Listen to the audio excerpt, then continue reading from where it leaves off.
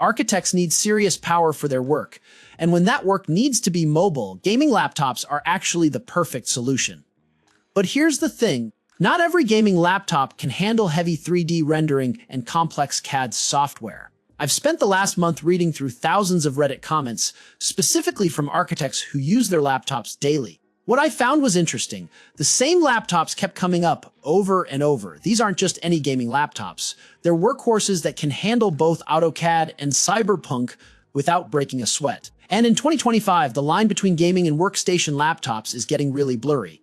The RTX 4080 and 4090 cards are now common in these machines, and 240Hz screens aren't just for gamers anymore. They actually help with workflow and reduce eye strain during those long rendering sessions. But which ones are worth your money? What specs actually matter for architectural work? And why are some architects choosing 32 gigs of RAM over workstation graphics cards? The answers might surprise you. These are the best gaming laptops for architects in 2025, recommended by actual architects on Reddit. The Asus TUF Gaming A1425 edition has become something of a sleeper hit in the gaming laptop world. You might be wondering, can a 14-inch laptop really handle architectural software and gaming? Well, this thing packs an AMD Ryzen 9 processor and an RTX 4080 graphics card into a surprisingly compact frame. What's cool is that architects often need to work on the go, and at just 3.7 pounds, this laptop won't break your back when you're carrying it between meetings or to coffee shops. The screen is a 240Hz 4-inch panel with 2560 by 1600 resolution, and it actually gets bright enough to use outdoors, hitting 500 nits. For $3,299 USD, you're getting 32 gigabytes of DDR5 RAM and a 2TB NVMe SSD that's actually upgradable, which is pretty rare in 14-inch laptops these days. I've been using this laptop for the past few weeks, and the keyboard is surprisingly good for long typing sessions with 100.7mm of key travel. The battery life is impressive too, lasting about 8 hours when doing regular work like AutoCAD or Revit, though it drops to about 2 hours when gaming or rendering.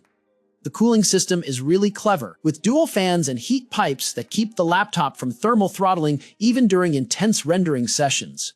One thing that surprised me is how quiet it stays even under load. It's definitely quieter than previous TUF models. The port selection is solid too, with 2 USB-C ports that support sharing 2 USB-A ports, HDMI 2.1, and even a full-size SD card reader, which is super convenient for architects who need to transfer photos or scans.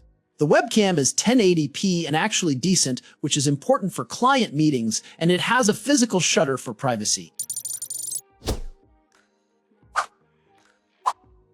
Remember the Rode Zephyrus G14, the laptop that made everyone realize small laptops could actually game? Well, Asus just dropped the 2025 version, and it's pretty wild what they've managed to fit into this thing. We're looking at the latest GeForce RTX 5080 with 16GB of GDDR7 memory paired with AMD's newest neural processor. This combination is perfect for architects who need to run heavy programs like Revit or 3D Max while keeping things portable.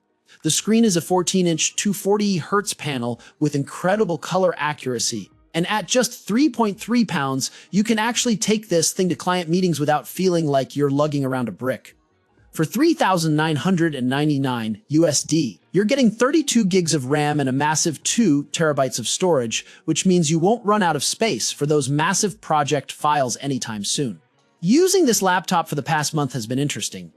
The keyboard has this satisfying click to it, and the trackpad is huge like MacBook huge. Battery life is where things get really impressive. You can get about 9 hours of Remember when gaming laptops were these massive, clunky things that you could barely move? The HP Omen Max 162025 completely changes that game. This is the first laptop I've seen that actually makes you question whether desktop gaming PCs are still worth it. HP packed the new Intel Core Ultra 9 processor and an RTX 5080 GPU into a chassis that somehow still looks clean and professional enough for client meetings. The 16-inch display hits that sweet spot between portability and screen real estate, which is perfect when you're jumping between AutoCAD and rendering software. You're getting all this plus 32 gigs of memory and a 1TB SSD for $4,499 USD, and honestly, that price makes sense when you see what this thing can do. Living with this laptop for the past month has been pretty eye-opening. The build quality is solid, with this new aluminum chassis that doesn't flex or creak. The keyboard has this nice tactile feel with good key spacing, which makes those long drafting sessions way more comfortable. What really surprised me was the cooling system. Even when I'm running multiple rendering tasks, the fans don't sound like a jet engine taking off, which is huge if you're working in an office or at home.